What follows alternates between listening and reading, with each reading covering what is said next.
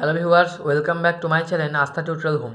আজকে তোমাদের জন্য নিয়ে এসেছি আবার একবার নতুন ক্লাস। আজকের ক্লাসে আমি তোমাদের জন্য করে দিতে চলেছি তোমাদের যে ক্লাস 9-এ প্রথম চিত্রা নতুন বেরিয়েছে 2024-এ, সে নতুন প্রথম চিত্র আগের ক্লাসে আমি তোমাদের জন্য মধ্যশিক্ষা পর্ষদ 1 নম্বর শুরু করে দিয়েছিলাম এবং আরেকটা ক্লাসে 2, 3, 4 করে দিয়েছিলাম। দুটো ভিডিওর মধ্যে টোটাল 4টে স্কুল সহ মধ্যশিক্ষা পর্ষদ করে দিয়েছিলাম। আরও একটা ক্লাস আমি তোমাদের করে দিতে চলেছি 5, এরপরে 6 এবং 7 দুটো স্কুলের সমস্ত প্রশ্নগুলো করে দিতে চলেছিলাম। দেখো এখানে 5 নম্বর স্কুল কী বলেছিল, ডেবরা হরিমতি সরস্বতী বিদ্যা মন্দির এইচএস। এই স্কুলটা এখানে আমরা সমস্ত গ্রুপে এবং গ্রুপ বির উত্তরগুলো জেনে নেওয়ার চেষ্টা করবো, কেননা এখানে তোমাদের কোনো প্রশ্নের মানে এমসিকিউ এবং ভিএসিকিউ প্রশ্ন উত্তরগুলো দেওয়া নেই। তাই তোমাদের সম্পূর্ণ প্রশ্ন উত্তরগুলো আলোচনা করতে এবং সম্পূর্ণভাবে তোমাদের বুঝিয়ে দেবো।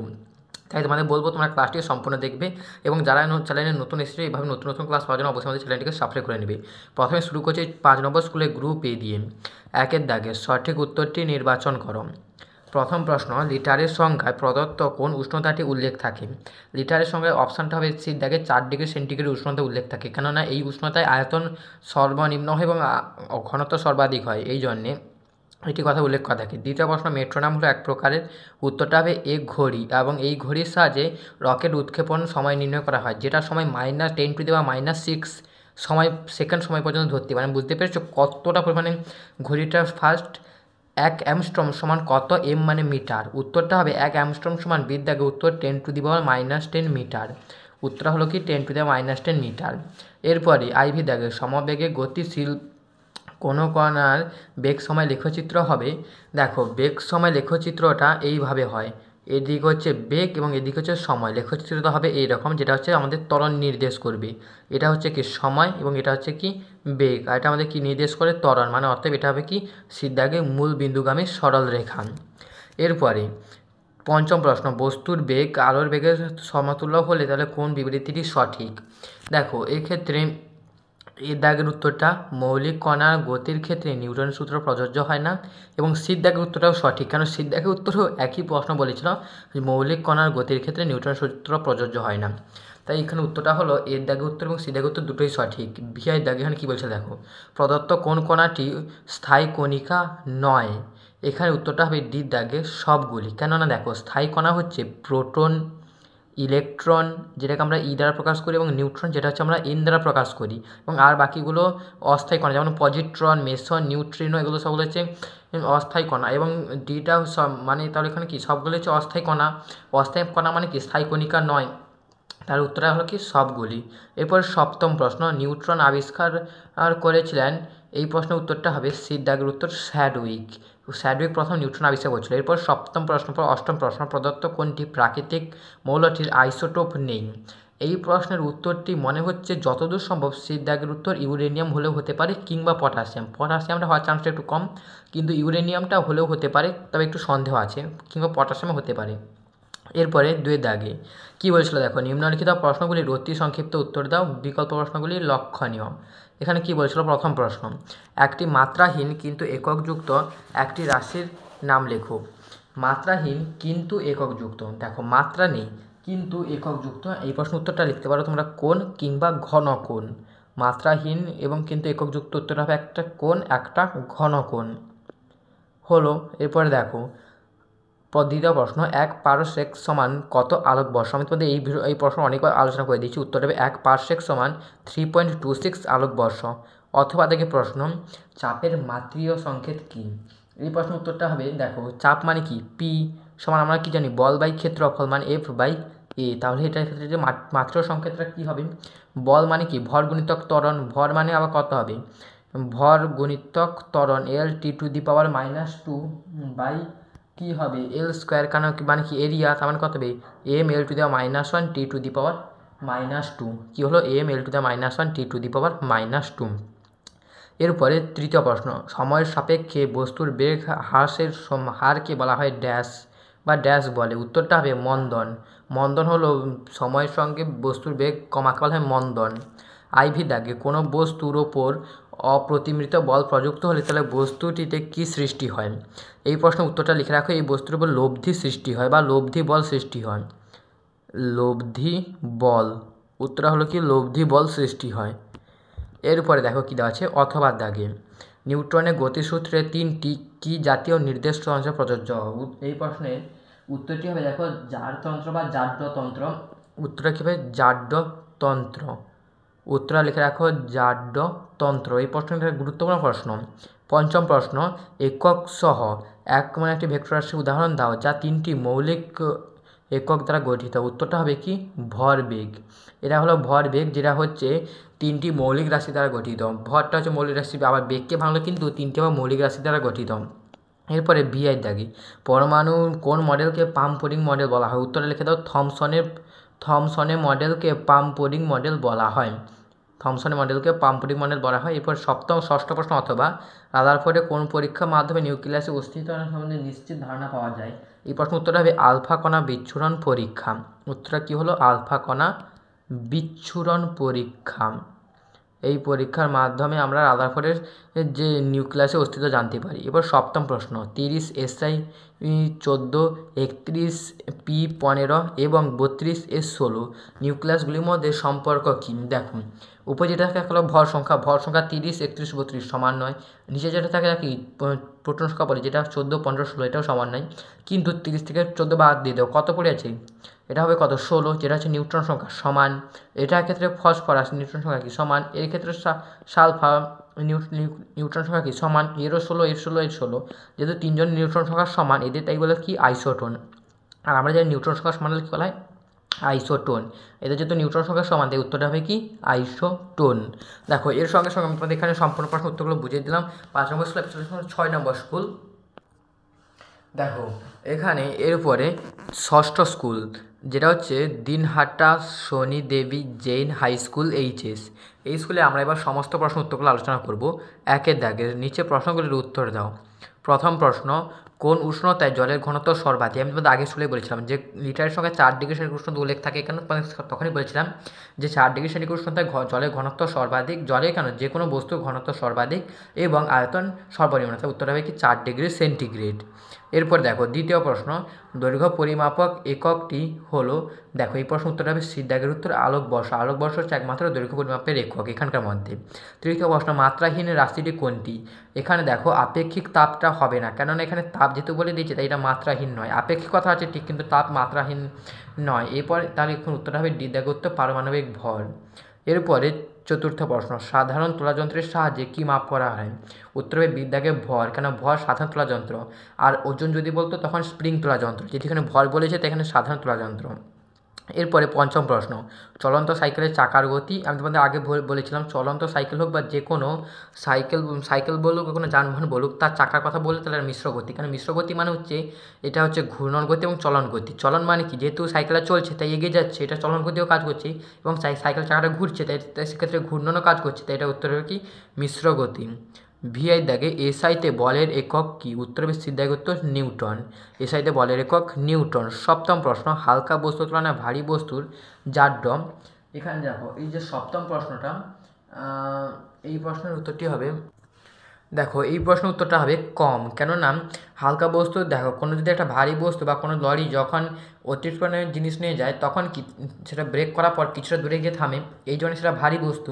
তাই হালকা বস্তুটা না ভারী বস্তু জাড্য কম, তাই খুব সহজে দাঁড়াতে পারে না। এরপরে অষ্টম প্রশ্ন, কোনো একটি বস্তুর প্রাথমিক বেগ 0 থেকে ত্বরণ 2 সেমি/সেকেন্ড করা হলো এবং 3 সেকেন্ড পরে, তাহলে বস্তুটির বেগ কত হবে? বেগ নির্ণয় করতে হলে আমাদের সময় এবং ত্বরণ গুণ করতে হবে। তাহলে কত হবে? 3 2 6, মানে 6 সেমি/সেকেন্ড বা 6 cm into second to the -1।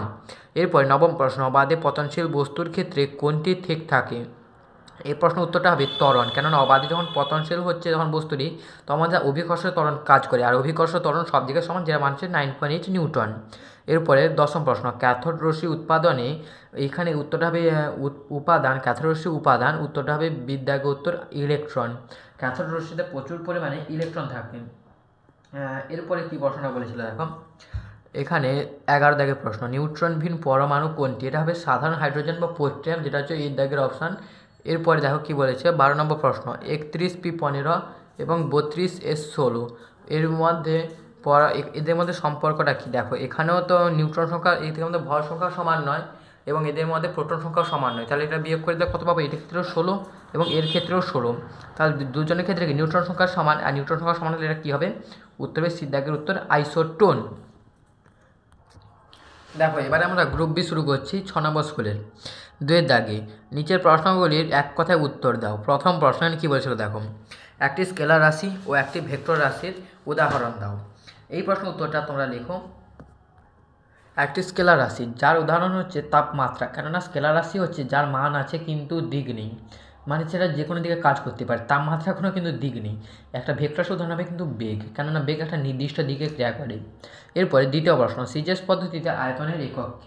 এইটি প্রশ্নের উত্তরটা হবে সেমি কিউব বা ঘন সেমি। উত্তর কী হবে? সেমি কিউব বা ঘন সেমি। তৃতীয় প্রশ্ন, ত্বরণের মাত্রিয় সংকেত লেখো। ত্বরণ মানে কি? বেগ বৃদ্ধির হারকে বলা হয় ত্বরণ, মানে ত্বরণ হবে L_T⁻², L_T⁻²। আইভি দাগে একটি কণা আর ব্যাসার্ধ বিশিষ্ট একটি বৃত্তাকার পথে অর্ধেক দূরত্ব অতিক্রম করলো, কণাটির সরণ কত? দেখো আমি তোমাদের এই অঙ্কটা আগে বুঝিয়ে দিচ্ছি, তো আবার তোমাদের বুঝিয়ে দিচ্ছি। ব্যাসার্ধটা কী বলেছিল? আর, এবং কি বলেছিল যে একটা বৃত্তাকার পথ, ধরে নাও এটা হচ্ছে সেই বৃত্তাকার পথ। এখানে কি বলছিল তারা? দেখো বৃত্তাকার পথে অর্ধেক দূরত্ব অতিক্রম বলছিল। ধর না এই দিক দিয়ে আস্তে আস্তে আস্তে আস্তে অর্ধেক দূরত্ব মানে কত? এখানে এসে থেমে গেছে। হলো, তাহলে কী বলছে? তাহলে কণাটির সরণ কত? সরণ মানে কি? কোনো বস্তু এক স্থান থেকে অপর স্থানে গেলে তার দুটি স্থানের মধ্যে সংযোজী সরলেখাংশকে বলা হয় সরণ। তাহলে এখান থেকে এখানে সংযোজী সরলেখাংশ কত? এইটা নাম দিলাম এ, এটা নাম দিলাম আমরা বি। তাহলে এ বিটা কি? আমরা বুঝতে পারছি ব্যাস। তাহলে ব্যাসার্ধ কত বলেছিল? আর। তাহলে ব্যাস কত হবে? 2r। তার মানে 2r যেটা ব্যাস সেটাই হচ্ছে সরণ। তাহলে সরণটা কত হবে? 2r। পঞ্চম প্রশ্ন, সমবেগে গতিশীল কোনো বস্তুর বেগ সময় লেখচিত্রটি অঙ্কন করো। দেখো এটা হচ্ছে সেই যে ত্বরণ বলেছিলাম সেই কথাটা। এটা হচ্ছে বেগ সময় লেখচিত্র, যেটা এদিকে হচ্ছে সময়, এদিকে হচ্ছে বেগ। এটা হচ্ছে বেগ সময় লেখচিত্র, যেটা ত্বরণ নির্দেশ করে, সেটা হচ্ছে মূল বিন্দুগামী। এরপরে একটি পর্যাবৃত্ত গতির উদাহরণ দাও। এই প্রশ্ন উত্তরটি এখনও পর্যন্ত জানতে পারিনি। যদি জানতে পারি তোমাদের অবশ্যই কমেন্টে জানাবো, কিংবা তোমার যে কারো জানতে অবশ্যই কমেন্টে জানাতে পারো। সপ্তম প্রশ্ন, ভরবেগ কী? এই প্রশ্ন উত্তর আমি তোমাদের দেখে দিচ্ছি, চলো। দেখো ভরবেগের সংজ্ঞাটা হচ্ছে একটি মুহূর্তে গতিশীল বস্তুর ভর এবং বেগের গুণফল। ওই মুহূর্তে বস্তুটির ভরবেগের পরিমাপ। মানে কি হলো? কোনো বস্তুর ভর এবং বেগের গুণফলকে বলা হয় ভরবেগ। এটা হয়ে গেল আমাদের ভরবেগের সংজ্ঞা। এরপর এখানে কি বলেছিল দেখো, অষ্টম প্রশ্ন, নিউটনের তৃতীয় গতিসূত্র অনুযায়ী ক্রিয়া এবং প্রতিক্রিয়ার মধ্যে মধ্যবর্তী কোণের মান কত? এই প্রশ্ন একটা খুবই সহজ প্রশ্ন, উত্তর হবে 180 ডিগ্রি কোণ। এরপরে নবম প্রশ্ন, কার্বনে কোন আইসোটোপটি তেজস্ক্রিয়? উত্তরটা হবে 14C6। 14C টা 6 কিন্তু তেজস্ক্রিয়, 12C6 কিন্তু তেজস্ক্রিয় নয়। এরপর দেখো দশম প্রশ্ন, নিউক্লিয় বল কি? এই প্রশ্ন উত্তর আমি তোমাদের দেখে দিচ্ছি, চলো। দেখো এটা হচ্ছে সে প্রথম যে প্রশ্ন বলছিল নিউক্লিয় বল, তার সংজ্ঞা। এটা কী লিখে যাচ্ছে দেখো, নিউক্লিয় কণা বা নিউক্লিয়নগুলির মধ্যে কার্যকরী যে অতি শক্তিশালী আকর্ষণ বল প্রোটনগুলির মধ্যে সক্রিয় স্থির তাড়িত্বিক বিকর্ষণ বলের প্রভাবে প্রতিমিলিত করে নিউক্লিয়াসকে সুস্থিত রাখে, তাকে বলা হয় নিউক্লিয় বল। হলো, এটা হচ্ছে আমাদের নিউক্লিয় বলের সংজ্ঞা। এরপরে দেখো, এরপরে কী বলেছিল, এখানকার মধ্যে আমাদের টোটাল 6 নম্বর স্কুলে যে সমস্ত শর্ট কোশ্চেন দেওয়া ছিল সবগুলো শর্ট কোশ্চেন শেষ হয়ে গেলো। এরপরে 7 নম্বর স্কুলে। এরপরে দেখো 7 নম্বর স্কুল এখানে কি বলেছিল, ফানীন্দ্রা দেব ইনস্টিটিউশন। এরপর সূত্রটা কী হবে? ফানীন্দ্রা দেব ইনস্টিটিউশন স্কুলের একের দাগে সঠিক উত্তরটি নির্বাচন করার প্রথমে বলছিল 1 অ্যাংস্ট্রম সমান x মিটার। তাহলে এখানে x এর মান কত? আমরা জানি 1 অ্যাংস্ট্রম সমান 10⁻10 মিটার, তাহলে x এর মান কত হবে? 10⁻10। দ্বিতীয় প্রশ্ন, একটি এককবিহীন ভৌত রাশির উদাহরণ দাও। এই প্রশ্ন উত্তরটি এককবিহীন বলতে এখানে উত্তরটা হবে আপেক্ষিক গুরুত্ব, কেননা আপেক্ষিক গুরুত্ব হচ্ছে দুটি পদার্থের বা দুটি বস্তুর অনুপাত, এই জন্যকে আপেক্ষিক গুরুত্ব হচ্ছে এককবিহীন। আর দুটি বস্তু বা দুটি পদার্থে অনুপাত হলে তার ক্ষেত্রে কোনো একক থাকে না। এরপরে তৃতীয় প্রশ্ন, ক্ষমতার মাত্রীয় সংকেত লেখো। এই প্রশ্ন উত্তরটা হবে mL²T⁻²। কেননা দেখো ক্ষমতা কি? কার্যকরী বা হারকে বলে ক্ষমতা। তার কার্য মানে কত? mL²T⁻²। কার্যকরী বা হার মানে কত? আরও একটা টি দিয়ে ভাগ করতে হবে, তাহলে কী হবে? mL²T⁻3। এরপরে আইভি থেকে প্রশ্ন, 2 কেজি ভরে কোনো বস্তুর ওপর 1 মিটার/সেকেন্ড স্কয়ার ত্বরণ উৎপন্ন হলে তাহলে যে বল তার মান কত হবে? দেখো আমরা কি জানি, বল F সমান কি? ভর গুণিতক ত্বরণ। আমাদের দেখতে হবে একই একক আছে নাকি, কেজি এটা মিটার/সেকেন্ড স্কয়ার, মানে দুটোই কেসেইতে আছে। তাহলে এখান থেকে আমরা এফ এর বা বলের মান কী পাবো? কত এম কত যাচ্ছে? 2 কেজি, মানে যেটা ভর, ইন্টু ত্বরণটা কত? 1 মিটার/সেকেন্ড স্কয়ার। তাহলে এখানে কত হবে? 2 × 1 সমান কত হবে? 2 নিউটন।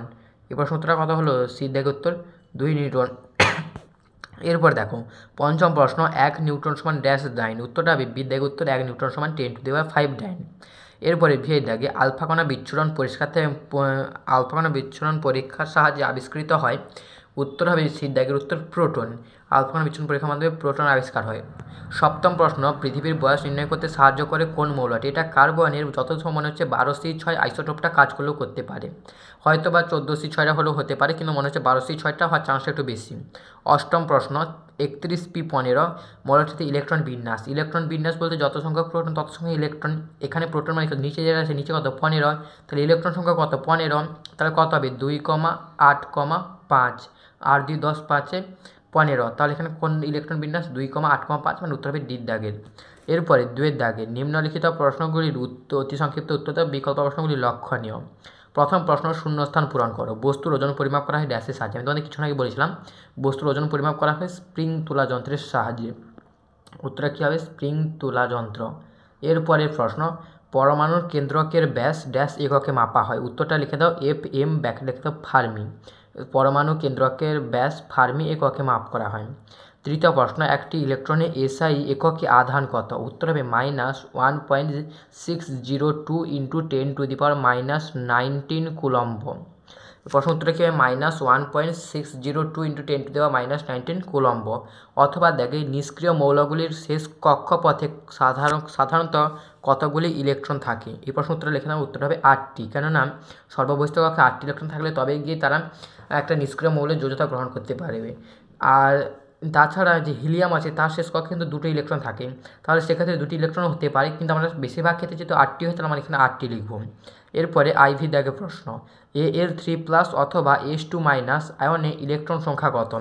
দেখো অ্যালুমিনিয়াম যদি আমরা দেখি, তাহলে অ্যালুমিনিয়ামে যদি আমরা পারমাণবিক ক্রমাঙ্কটা দেখি, তাহলে হাই হিলি ব্যবকণা হিসাবে এটা হবে 15 মানে এখানে দেখো আবার কী দেওয়া আছে 3+, মানে কি আরও 3টে ইলেকট্রন যুক্ত করা হয়েছিল, তার মানে কত হবে 18টি। তার মানে এই ক্ষেত্রে ইলেকট্রন বিন্যাস কত হবে 2,8,8, তাহলে 8 2 10 18। এবার এরপর দেখো কী দেওয়া ছিল যে সালফার H2- সালফারের ইলেকট্রন বিন্যাস কত? এখানে সালফারটা কি, এটা হচ্ছে 16, তাহলে H2- মানে কত হবে?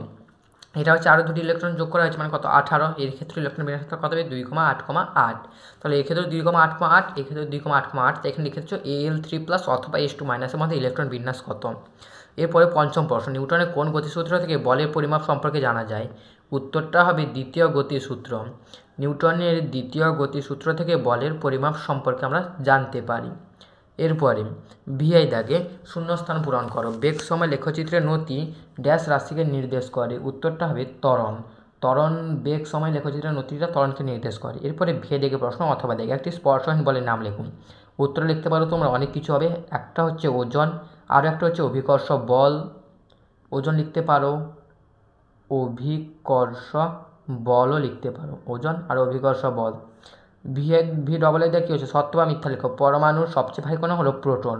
কথাটা তাহলে কী হবে মিথ্যা, কেননা পরমাণুর সবচেয়ে ভারী কণা হচ্ছে কি নিউট্রন, তাহলে উত্তরটা কী হলো মিথ্যা। এর সঙ্গে সঙ্গে দেখো আমাদের কথা অনুযায়ী 5, 6, 7, 7টা 3টি স্কুলে আমি তোমাদের জন্য সম্পূর্ণভাবে উত্তরগুলো শেষ করে দিলাম। তোমাদের বলেছিলাম যে প্রশ্ন বিভাজন আমি তোমাদের বলে দিয়েছিলাম যে টোটাল মধ্যশিক্ষা পর্ষদ 15টা স্কুল আছে, মধ্যশিক্ষা পর্ষদ টোটাল 14টা স্কুল আছে। তার মানে আমি যদি 3টে করে দিই তাহলে টোটাল 15টা 5টা ভিডিও হবে, তার মধ্যে একটাতে 2টি হবে। আমি একটাতে 2টি করে, বাকি 4টেতে আমি 3টি করে 4টি ভিডিওতে 12টি স্কুল দিয়ে দেবো। সেই হিসাবে তোমাদের ক্লাসটি এগোচ্ছি, সেটা দেখার জন্য এরপরে ক্লাসগুলো দেখার জন্য অবশ্যই আমাদের চ্যানেলকে সাবস্ক্রাইব করে রাখবে। আজকের মতো tata, bye bye, good bye.